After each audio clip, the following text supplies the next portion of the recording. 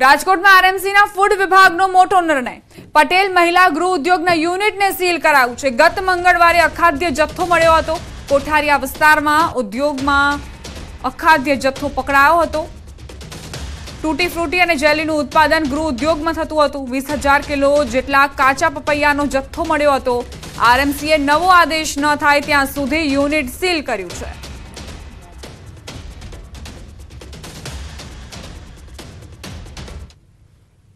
સમાચાર ખેડાથી. ખેડા જિલ્લા કલેક્ટરના નિવાસમાં આગની ઘટના બની. નડિયાદના પીજ રોડ પર કલેક્ટર બંગલોની ઘટના.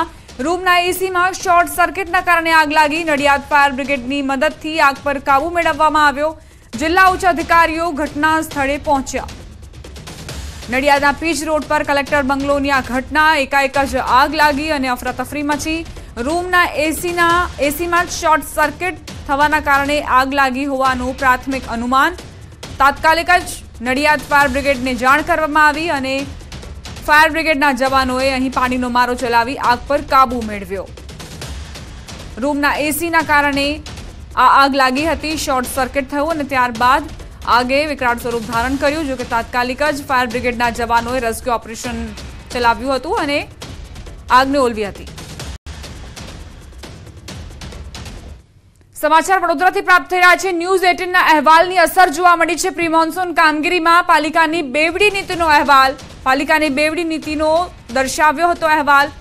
ન્યૂઝ 18ના અહેવાલ બાદ વડોદરા પાલિકાની ઊંઘ ઉડી. પાલિકા દ્વારા જોખમી હોર્ડિંગ દૂર કરવાની પ્રક્રિયા હાથ ધરાઈ.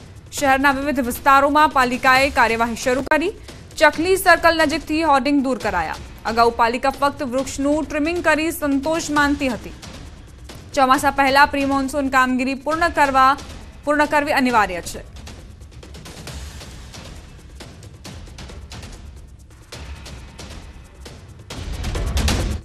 વડોદરા શહેરમાં ન્યૂઝ 18 ગુજરાતીના જે અહેવાલની મોટી અસર જોવા મળી છે. થોડા સમય પહેલાં જે ન્યૂઝ 18 ગુજરાતીની ટીમ છે તેમના દ્વારા વડોદરા શહેરમાં જે જોખમી હોર્ડિંગ છે તેનો અહેવાલ જે છે તે દર્શાવવામાં આવ્યો હતો. ત્યારે સીધા દ્રશ્યો તમે હવે બતાવવાનો પ્રયત્ન કરીશું. તમે જોઈ રહ્યા છો કે ચકલી સર્કલ વિસ્તાર છે અને ચકલી સર્કલ વિસ્તારમાં મોટી માત્રામાં જે જીવલેણ હોર્ડિંગ છે તે ખાનગી જે એજન્સીઓ હોય છે તેમના દ્વારા લગાવવામાં આવ્યા છે. ત્યારે ન્યૂઝ 18 ગુજરાતી દ્વારા જે પાલિકાની પ્રી મોન્સૂન કામગીરી છે તેની જે બેવડી નીતિ છે તેની પોલ ખોલવામાં આવી હતી અને આ જે હોર્ડિંગ જે છે વડોદરા મહાનગરપાલિકા હટાવ્યા નથી તેવો અહેવાલ જે છે તે પ્રસિદ્ધ કરવામાં આવ્યો હતો. ન્યૂઝ 18 ગુજરાતીના અહેવાલ બાદ વડોદરા મહાનગરપાલિકાનું જે તંત્ર છે તે હરકતમાં આવ્યું છે અને દ્રશ્યો તમે જોઈ રહ્યા છો કે ચકલી સર્કલ વિસ્તારમાં એક બાદ એક જે આ જોખમી હોર્ડિંગ છે તે ઉતારવાની પ્રક્રિયા જે છે તે વડોદરા મહાનગરપાલિકા દ્વારા હાથ ધરવામાં આવી છે. અત્યારે જે આ પોસ્ટરમાં તમે એડ જોઈ રહ્યા છો તે એડ દૂર કરવામાં આવશે અને ત્યારબાદ જે લોખંડનું જે ભારે ભરખમ જે સ્ટ્રક્ચર છે એ સ્ટ્રક્ચર પણ વડોદરા મહાનગરપાલિકા દ્વારા ટૂંક સમયમાં દૂર કરવામાં આવશે. એટલે ટૂંકમાં કહીએ તો ચોમાસા પૂર્વે આ કામગીરી કરવી ફરજિયાત છે. ત્યારે ન્યૂઝ 18 અહેવાલ જોયા બાદ વડોદરા મહાનગરપાલિકાનું તંત્ર જે છે તે ઘોર નિંદ્રામાંથી જાગ્યું છે અને અત્યારે સમગ્ર વડોદરા શહેરમાંથી આ જે જોખમી હોર્ડિંગ છે તે દૂર કરવાની પ્રક્રિયા જે છે તે હાથ ધરવામાં આવી છે. હાર્દિક દીક્ષિત, ન્યૂઝ 18 ગુજરાતી, વડોદરા. અમદાવાદમાં પ્રી પ્રાઇમરી સ્કૂલને લઈ રાજ્ય સરકારના નવા નિયમો સામે આવ્યા અને આજ સંચાલકોએ ડીઓ કચેરીએ જઈને રજૂઆત કરી. સ્કૂલ સંચાલકોએ ક્લાસ દીઠ 5,000 ને બદલે પ્રી સ્કૂલ દીઠ રજીસ્ટ્રેશન ફી વસૂલવા માંગ કરી. 15 વર્ષના રેન્ટ એગ્રીમેન્ટની શરતમાંથી મુક્તિ આપવા માંગ કરી. આ ઉપરાંત પ્રી સ્કૂલ રજીસ્ટ્રેશન માટે સ્ટ્રક્ચર સ્ટેબિલિટી અને બીયુ સર્ટિફિકેટને માન્ય રાખવામાં આવે તેવી પણ માંગ સંચાલકોએ કરી છે.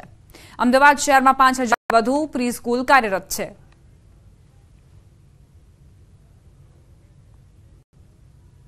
અને રજીસ્ટર્ડ ભાડા કરારની જગ્યાએ સામાન્ય ભાડા કરાર રાખવો જોઈએ એવી બાબતો એમણે રજૂઆત કરી છે. સાથે સાથે એમણે 5,000 રૂપિયા વર્ગ દીઠ જે રાખવામાં આવ્યા છે તે ફીમાંથી માફી રાખી અને સામાન્ય રજીસ્ટ્રેશન સીધું થઈ જાય એ એનઈપી અંતર્ગત તે બાબતની તેઓએ રજૂઆત અહીંયા કરી છે. સમાચાર દ્વારકાથી. શિવરાજપુર બીચ પર પ્રતિબંધ. 4 જૂનથી 2 ઓગસ્ટ સુધી પ્રતિબંધ ફરમાવવામાં આવ્યો છે. નાવા અને વોટર સ્પોર્ટ્સ એક્ટિવિટી પર પ્રતિબંધ. 4 જૂનથી 2 ઓગસ્ટ સુધી યાત્રિકોને નાવા પર પ્રતિબંધ રહેશે. મેજિસ્ટ્રેટ દ્વારા જાહેરનામું પ્રસિદ્ધ કરાયું. ચોમાસામાં દરિયો તોફાની બનવાની શક્યતાને પગલે સતર્કતાના ભાગરૂપે આ નિર્ણય લેવાયો. 3 જૂન સુધી શિવરાજપુર બીચ યાત્રિકો માટે ખુલ્લો રહેશે.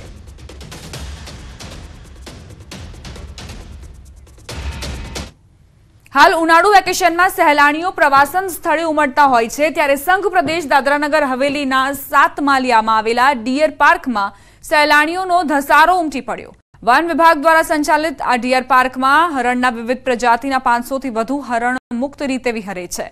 અહીં વર્ષભર પર્યટકોનો ધસારો જોવા મળે છે। અહીં આવેલા આ ડિયર પાર્કમાં હરણને કુદરતી રીતે જંગલમાં વિહરતા મૂકવામાં આવ્યા છે। સાથે સાબર અને નીલગાયનો પણ સમાવેશ થાય છે। દર વર્ષે અહીં 80,000થી વધુ પર્યટકો આ ડિયર પાર્કની મુલાકાત લે છે અને આ ડિયર પાર્કના સુંદર નજારાને નિહાળવા માટે લોકો પણ ઉમટી પડે છે। કેમેરામાં કેદ કરીને દ્રશ્યો લોકો અહીંથી સંભાળના પોતાની સાથે લઈ જાય છે।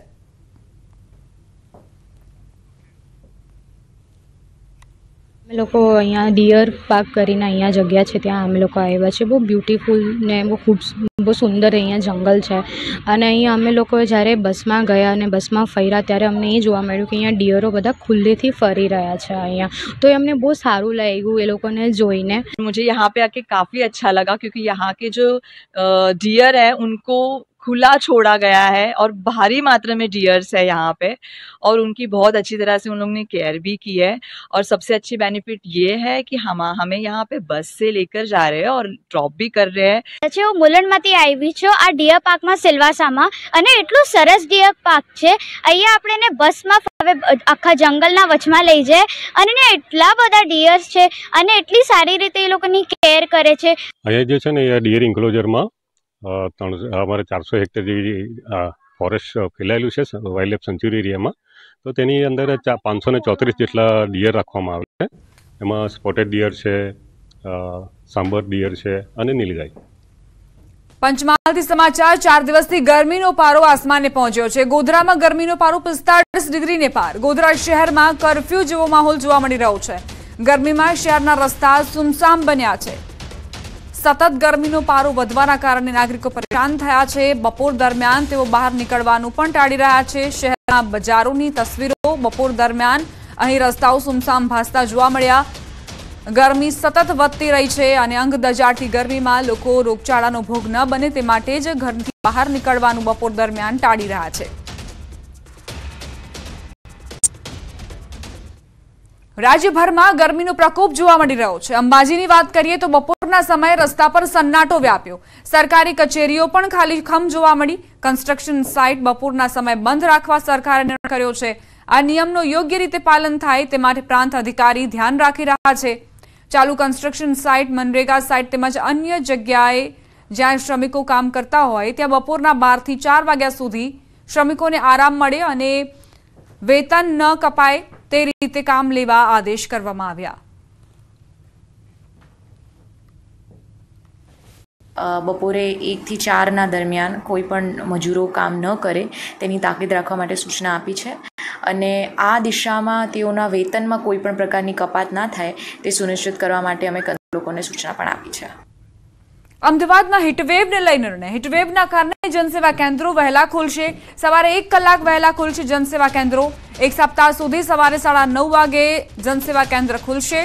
હાલનો સમય સવારે 10:30 થી સાંજે 6:10 સુધીનો છે। આગામી એક સપ્તાહ સવારે 9:30 થી સાંજે 6:10 સુધીનો સમય રહેશે।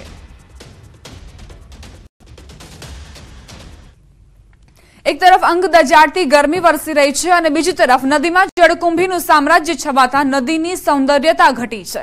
ભર ઉનાળે સાબરમતી નદીમાં પાણી પર કુંભવેલ તથા ગંદકીનું સામ્રાજ્ય છવાયેલું જોવા મળી રહ્યું છે। તંત્ર દ્વારા નદીની સાફ સફાઈ માટે કરોડોનો ખર્ચ કરવામાં આવ્યો, ત્યારે આ ખર્ચ માત્ર કાગળ પર થતો હોય તેવું સાબિત થઈ રહ્યું છે।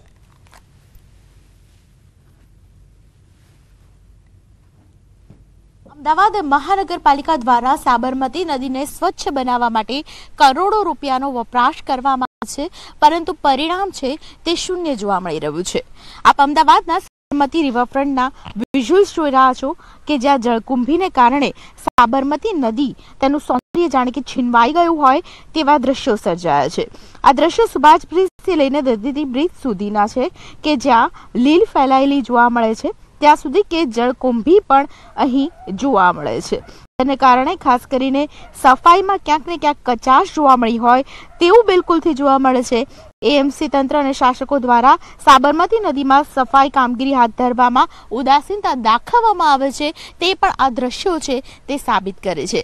આવી પરિસ્થિતિની અંદર જ્યારે કરોડો રૂપિયાનો વપરાશ થતો હોય ને એ પણ સાબરમતી નદીને સ્વચ્છ કરવા માટે વપરાશ થતો હોય ત્યારે તે રૂપિયાનો ખરેખર ઉપયોગ થાય છે કે દુરુપયોગ તે સવાલ બિલકુલથી થાય છે, કારણ કે સાબરમતી નદીમાં માત્ર આ જગ્યા નહીં પરંતુ ઠેર ઠેર લીલ જાંબી છે અને કુંભવેલ છે તેનું સામ્રાજ્ય જામ્યું છે અને તેને કારણે સાબરમતી નદીની સૌંદર્યતા છીનવાઈ ગઈ છે। કેમેરા પર્સન પંકજ વાણા સાથે દીપિકા ખુમાણ, ન્યૂઝ 18 ગુજરાતી, અમદાવાદ। અમદાવાદમાં માથાભારે ગરમીના પગલે કોર્પોરેશન દ્વારા નવતર પ્રયોગ કરવામાં આવ્યો। શહેરના ભારે ટ્રાફિકવાળા 4 રસ્તા પર ગ્રીન નેટ લગાડવામાં આવી। ભીષણ ગરમીના કારણે નાગરિકોને આંશિક રાહત મળે તે હેતુસર ગ્રીન નેટ લગાડવામાં આવી। શહેરના પ્રહલાદનગર, સ્વાગત 4 રસ્તા, ઇન્દિરા બ્રિજ, પ્રહલાદનગર અને કાલુપુરમાં ગ્રીન શેડ લગાવાયા।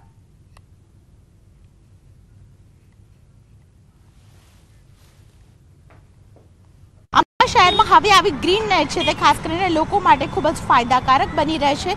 મારી સાથે લોકો છે તેમની સાથે વાત કરીશું। આ ગ્રીન નેટ કેટલી ફાયદાકારક કે ટુ વ્હીલરવાળાને ડાયરેક્ટ જે તડકો આવે છે ને આજે જે હીટ વેવ છે ને હીટ વેવથી ઘણા લોકોને જે ઉંમરલાયક લોકો અમારા એજવાળાના છે એનાથી કમજોરી ચક્કર આવવાની સમસ્યાઓ થાય અને આનાથી કમસે કમ એ હીટ વેવની અસર ઓછી થશે। અમદાવાદ શહેરના અલગ અલગ 4 રસ્તા ઉપર, કાલુપુર બ્રિજ ઉપર, સ્વાગત ક્રોસ રોડ ઉપર, પ્રહલાદનગર ઉપર અને ખાસ કરીને અન્ય 4 રસ્તા ઉપર આ પ્રકારે ગ્રીન નેટ છે તે લગાવવામાં આવી છે અને તેને કારણે જે લોકો એરપોર્ટ તરફ અત્યારે જઈ રહ્યા છે તે લોકો રાહતનો અનુભવ કરી રહ્યા છે। કેમેરા પર્સન પંકજ મકવાણા સાથે દીપિકા કુમાર, ન્યૂઝ 18 ગુજરાતી, અમદાવાદ। હાલ સમગ્ર રાજ્યના અનેક શહેરોમાં તાપમાનનો પારો આસમાને પહોંચ્યો છે। આ સાથે અનેક શહેરોમાં હીટવેવની પણ આગાહી કરાઈ છે। ત્યારે આખરી ગરમીમાં ટ્રાફિક સિગ્નલ પર ફરજ બજાવતા જવાનોની હાલત દયનીય બની છે, જેથી રાજકોટ શહેરના ટ્રાફિક વિભાગ દ્વારા સામાજિક સંસ્થા તેમજ ઔદ્યોગિક એકમોના સહયોગથી ઠેર ઠેર ગ્રીન નેટ નાખવામાં આવી રહી છે। શહેરના જિલ્લા પંચાયત ચોક ખાતે સીપી કચેરીની બહાર ગણ્યા ગાંઠ્યા ફ્રૂટ અને ગ્રીન નેટ નાખીને સંતોષ માની લેવામાં આવ્યો હોય તેમ લાગી રહ્યું છે।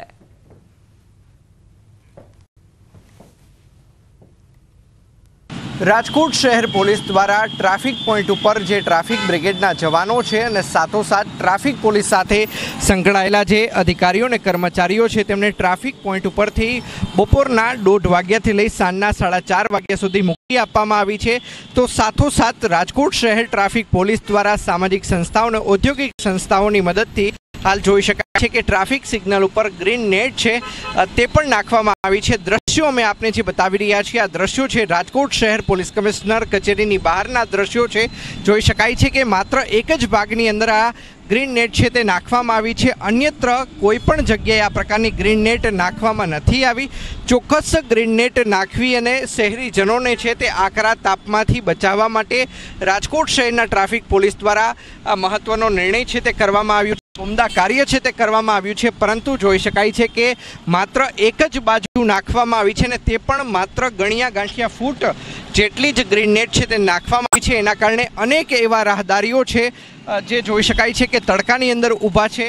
ત્યારે ખરા અર્થની અંદર જો રાજકોટ શહેરના ટ્રાફિક પોલીસ વિભાગ દ્વારા જો લોકોની મદદ કરવી હોય, લોકોને ધમધોકતા તાપમાંથી બચાવવા હોય તો તમામ જગ્યાએ જે ટ્રાફિક સિગ્નલ છે ત્યાં ગ્રીન નેટ નાખવી ફરજિયાત છે। અંકિત પોપટ, ન્યૂઝ 18 ગુજરાતી, રાજકોટ। સુરત શહેરની કાળઝાળ ગરમીથી લોકો હેરાન પરેશાન છે, ત્યારે લાજપોર જેલના કેદી માટે જેલ પ્રશાસન તરફથી ગરમીથી બચવા માટે અને હીટ સ્ટ્રોક ન થાય તે માટે ખાસ આયોજન કરવામાં આવ્યું। કેદી અને તેમના પરિવારના લોકો મુલાકાત માટે આવતા હોય છે, તેને ગરમીથી બચવા માટે આયોજન કરવામાં આવ્યું। જેલની બહાર અને અંદર ગ્રીન શેડ બનાવવામાં આવ્યા, સાથે જ કેદીઓ માટે છાશ અને લીંબુ પાણીનું વિતરણ કરવામાં આવી રહ્યું છે।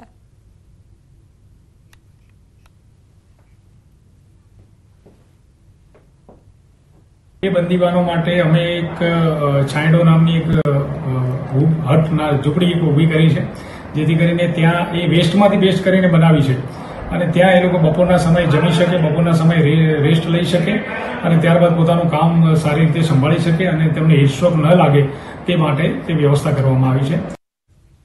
સમાચાર મહેસાણાથી ઉનાવામાં દબાણ હટાવ કામગીરી। ઉનાવામાં રોડ એન્ડ બિલ્ડિંગ વિભાગની કાર્યવાહી। ઊંઝાના ઉનાવામાં 35 વર્ષ જૂનો પ્રશ્ન ઉકેલાયો. દરગાહ બહાર બનેલી દુકાનો તોડી પડાઈ છે. ગેરકાયદેસર દબાણ હટાવવામાં આવ્યા. ગામના સરપંચે પ્રધાનમંત્રી સુધી રજૂઆત કરી હતી. પોલીસ બંદોબસ્ત વચ્ચે દબાણ હટાવ ઝુંબેશને હાથ ધરાઈ છે.